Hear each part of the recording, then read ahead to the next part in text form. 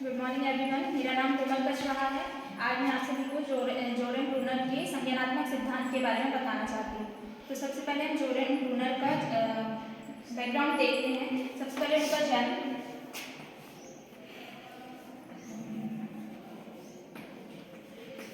जोरेन Brunner का जन्म 1 अक्टूबर 1915 को हुआ था और न्यूयॉर्क में उनका जन्म हुआ था।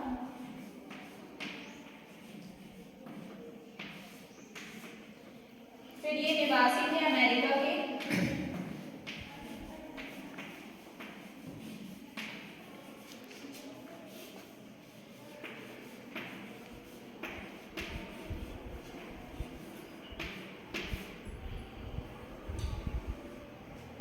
इनकी मृत्यु 5 जून 2016 को हुई।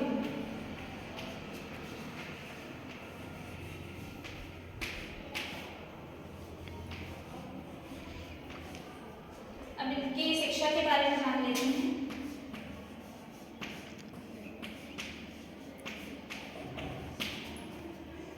सबसे पहले इन्होंने बीए किया था ड्यूक यूनिवर्सिटी से।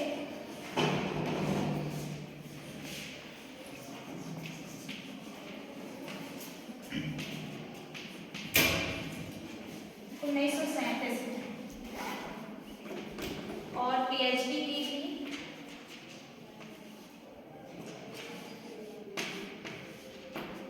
हार्वर्ड यूनिवर्सिटी से।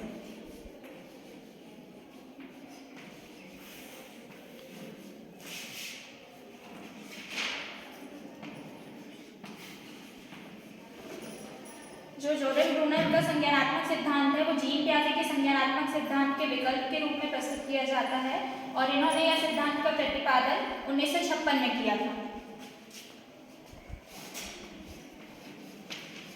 ब्रूनर ने अपनी एक पुस्तक लिखी थी जिसका नाम था शिक्षा की प्रक्रिया। उन्होंने 1960 में इस पुस्तक की रचना की थी। जोरेन ब्रूनर ने गणित से संबंधी अनेक प्रमेयों के बारे में अध्ययन किया और इन्होंने जीन प्याजे के संज्ञानात्मक सिद्धांत को नवीन रूप में प्रस्तुत किया। फिर जोरेन ब्रूनर के संज्ञानात्मक सिद्धांत के कुछ अन्य नाम हैं। निर्मितवाद का सिद्धांत,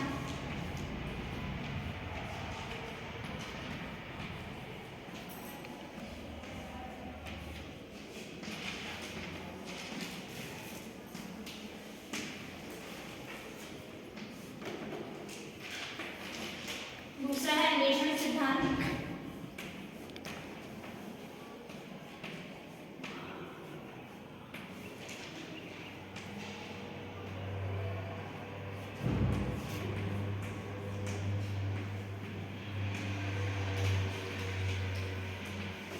तीसरा है संरचनात्मक सिद्धांत,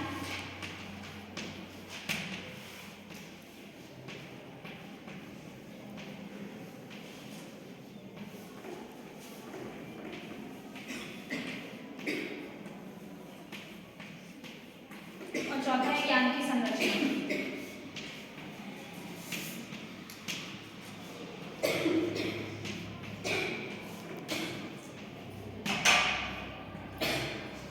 कंप्यूटर विषय का अध्ययन कराना होता है तो हमें सर्वप्रथम कंप्यूटर के विषय में बताना होता है कि कंप्यूटर का निर्माण कब हुआ, उसके विकास की प्रक्रिया कैसी है, उसके कितने भाग होते हैं, उसका क्या महत्व है। जब सारी चीज़ों से हम अवगत करा देते हैं बालक को तब उसकी संरचना बन पाती है। यही जोरेन ब्रूनर का संज्ञानात्मक सिद्धांत था। इसके इन्होंने 3 स्तर बताए हैं। पहला है क्रियात्मक स्तर,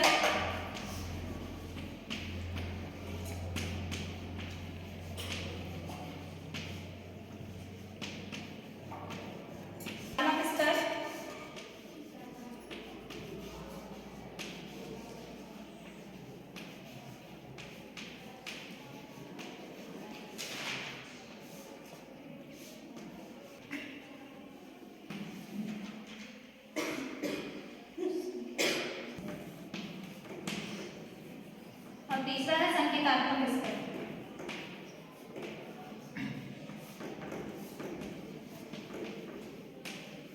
संज्ञानात्मक सिद्धांत के 3 स्तर हैं। पहला है क्रियात्मक स्तर, दूसरा है प्रतिबिंबात्मक स्तर और तीसरा है संकेतात्मक स्तर। तो सबसे पहले हम क्रियात्मक स्तर के बारे में जानेंगे। क्रियात्मक स्तर 0 से 2 वर्ष की अवस्था होती है।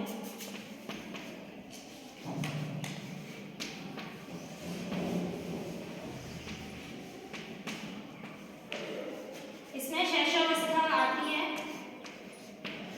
क्रियात्मक स्तर 0 से 2 वर्ष की अवस्था होती है, इसमें शैशवावस्था आती है।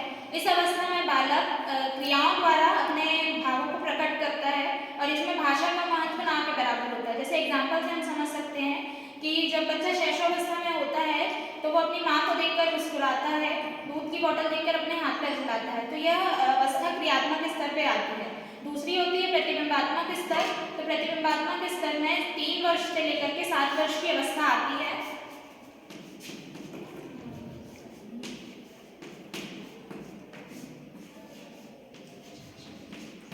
और इसमें शैशवावस्था और बाल्यावस्था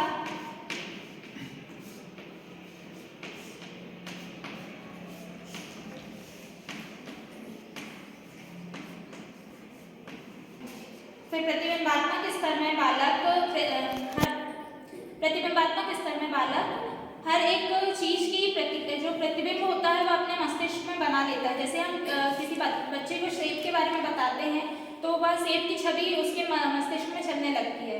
इस तरीके से उसका जो ज्ञान होता है वो प्रतिबिंब के रूप में उसके मस्तिष्क में आ जाता है। तो ये अवस्था प्रतिबिंबात्मक स्तर कहलाती है। और फिर तीसरी होती है हमारी संकेतात्मक स्तर। इस अवस्था में बालक 7 वर्ष से लेकर के 15 वर्ष तक की अवस्था में आता है।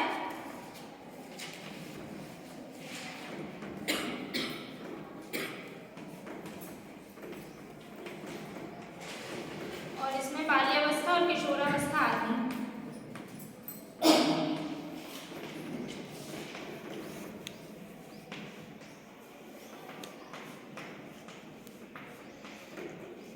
संकेतात्मक स्तर में बालक संकेत, ध्वनि और भाषा के माध्यम से अपने विचारों को व्यक्त करना सीख जाता है। और बालक गणित से संबंधित व्यक्त करना और प्लस माइनस हर प्रकार के संकेतों को समझना सीख जाता है। इस प्रकार है, पहला अन्वेषणात्मक सीखना मतलब खोज के द्वारा सीखना। फिर होता है अनुक्रम मतलब हर चीज को एक क्रम से बताना। तीसरा होता है पुनरावृत्ति मतलब रिपीट करना, किसी भी चीज को रिपीट करके समझाना। और चौथा होता है ज्ञान की संरचना मतलब बालकों को ज्ञान जो दिया जा रहा है उसकी एक पर्याप्त संरचना उनके मस्तिष्क में बन जाए। तो इस प्रकार संज्ञानात्मक सिद्धांत की विशेषताएं